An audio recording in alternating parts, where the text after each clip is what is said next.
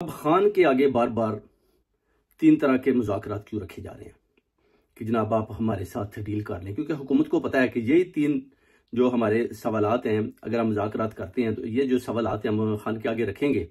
तो बोलेंगे जी कि हम तो खान के साथ मुज़ाकरात कर रहे हैं, तो खान कभी भी इन चीज़ों को एक्सेप्ट नहीं करेगा। तो हुकूमत क्या करती है, ये बार बार वही जनाब सवालात हैं कि आप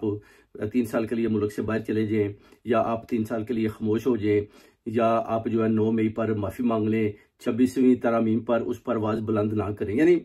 बार बार मुज़ाकरात के लिए वही तीनों सवालात खान साहब के आगे रखे जाते हैं। जब खान साहब उनको देखते हैं तो वो कहते हैं कि मैं तो ये नहीं मानूंगा, तो ये कहते हैं वो देखें जी खान तो मान नहीं रहा। बार बार हम खान साहब से मुज़ाकरात करने की कोशिश करते हैं और खान साहब तो हमारे साथ मुज़ाकरात करना नहीं चाहते, और बार बार यही अपना अवाम में या ओवरसीज कम्युनिटी में इस तरह का एक तासुर फैलाया जा रहा है कि जनाब खान साहब के साथ मुज़ाकरात करते हैं, खान साहब हमारे साथ मुज़ाकरात करने को तैयार नहीं है। यानी ये हुकूमत जो है ना बेसिकली ये गेम खेल रही है, ये मिलकर खेल रहे हैं सारे कि किसी तरीके से भी अगर हम ये बोल दें कि खान साहब तो हमारे साथ मुज़ाकरात करने को तैयार हैं, मगर खान साहब क्या मुज़ाकरात चाहते हैं ये चीज़ें सामने नहीं लाएंगे। वो लाएंगे जी खान साहब ये भी मानने को तैयार नहीं है, खान साहब वो भी मानने को तैयार नहीं है, और हम खान साहब को छोड़ने को तैयार नहीं है। अब खान साहब ये जो 3 शर्तें इन्होंने रखते हैं बार बार खान साहब के आगे, आप समझते हैं मेरे पाकिस्तानियों के खान साहब इनको एक्सेप्ट करेंगे किसी सूरत में भी नहीं। खान साहब कहते हैं ये जो चीज़ें हैं ना तो मैं मुल्क से बाहर जाऊंगा और ना ही मैं 9 मई के हवाले से किसी किस्म की माजरत करूंगा, क्योंकि 9 मई किया नहीं, दूसरा 26वीं तरमीम तो वो तो मेरा आईनी हक है, उसको तो खत्म करना ही करना है, तो उस पर भी मैं बात नहीं करूंगा, क्योंकि जो अपना अगर आइन और कानून का बोलबाला नहीं होगा तो फिर वो कहते हैं कि मुल्क कैसे चलेगा। कि जस्टिस का निज़ाम ही अगर खराब आप कर देंगे तो उसमें लोगों को जस्टिस ही नहीं मिलेगी, तो मैं कैसे कह दूंगा जी कि ठीक है जी 26वीं तरमीम जो है वो ठीक है, तो हम जनाब ठीक है जी हम आपकी तीनों शराइत मान लेते हैं, उसके बाद खान जनाब 2 साल के बाद भी आकर खामोशी से घर में बैठ जाए या मुल्क छोड़कर चला जाए, तो फिर वो कहते हैं कि हमारी तो तरीके इंसाफ है, तो हमारा तो काम है कि इंसाफ दिलाना लोगों को। अगर हम भी अपनी तरीक को लेकर खामोशी से वो खान कहते बैठ जाएंगे तो फिर ये चोर डाकू दंदनाते फिरेंगे। तो अब ये बहुत बड़ा एक चैलेंज बन चुका है हुकूमत के लिए खान। अब हुकूमत को समझ नहीं आ रही जनाब, पहले कभी प्लानिंग करते हैं हम ईद पर निकाल लेते हैं, अब वो कहते हैं कि वो जी इस ईद पर नहीं हम अगली ईद पर निकालेंगे, यानी साथ कहते हैं कि मुज़ाकरात भी नहीं खान के साथ हो रहे।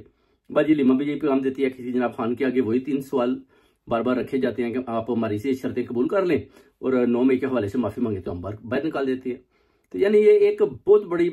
गेम ब्लेम जो है ना वो चल रही है, जो खान के खिलाफ ये जितने लोग भी खड़े हैं ना बेसिकली ये चाहते हैं कि खान को अंदर ही रखें, खान को बाहर ना निकलने दें। अगर खान बाहर आ गया तो फिर हमारी हुकूमत पहली डामाडोल है वो भी खत्म हो जाएगी। ऊपर से फिर आपको पता है इस्टेब्लिशमेंट के भी काफ़ी लोग हैं, वो भी डरे हुए हैं, बेसिकली वो भी देखते हैं कि अगर खान बाहर आ गया तो ये एक आज़ाद ख्याल आदमी है,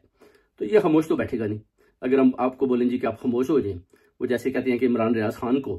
खामोश करवाया मगर इमरान रियाज खान वो भी खामोश नहीं हो पाया, वो आप देख लें बाहर आकर उससे भी डबल जो है ना इनके खिलाफ रियलिटी पे बात कर रहा है। तो इनको डर है कि जब अगर इमरान खान को छोड़ेंगे तो फिर ये इमरान खान भी अगर पाकिस्तान के अंदर एक आवाज़ देगा तो उसके बाद पूरी दुनिया पूरा पाकिस्तान इसके पीछे फिर खड़ा हो जाएगा, तो फिर जनाब हम किधर जाएंगे। क्योंकि इन्होंने देखा हुआ है ना जब खान पेशावर से अटक का पुल क्रॉस करके डी चौक की तरफ आता था तो कैसे मिलियन मार्च होता था, इनको सब पता है, इसलिए ये डरे बैठे हैं और ये कभी भी ये रिस्क लेने को तैयार नहीं है कि खान को बाहर निकाला जाए। इनको पता है कि अगर खान बाहर आ गया ना तो हमारे जो दिहाड़े हैं ना वो जनाब पूरे हो चुके होंगे, हुकूमत भी आखिरी सांसों पर है वो भी खत्म हो जाएगी, उसके बाद फिर पकड़ दकड़ का सिलसिला शुरू होगा और फिर हमें जनाब जो अंदर चला गया वो बाहर ही निकलेगा। ये मैं नहीं कह रहा, ये अपना बार बार राना सुनालो भी कह रहा है। आपको याद होगा कि राना सुनालो ने कई दफा ये बयान दिया कि अगर खान बाहर आ गया ना तो फिर आप ये भूल जाए कि आप बच पाएंगे, किसी सूरत भी आप खान से नहीं बच पाएंगे। इसलिए खान का इनके अंदर इतना खौफ है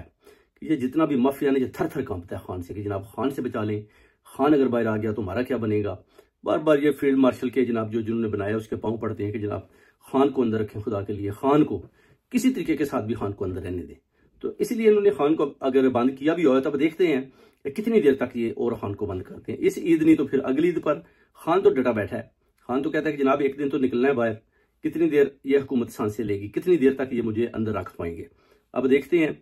फील्ड मार्शल यानी पैटर्न इन चीफ और इस हुकूमत में ये जो अपना मुज़ाकरात भी चल रहे हैं और मुकाबला भी जारी है, उसमें अब किसकी जीत होती है ये तो अब वक्त ही बताएगा, आने वाला वक्त ही बता सकता है कि इसका जो अपना आउटकम है वो क्या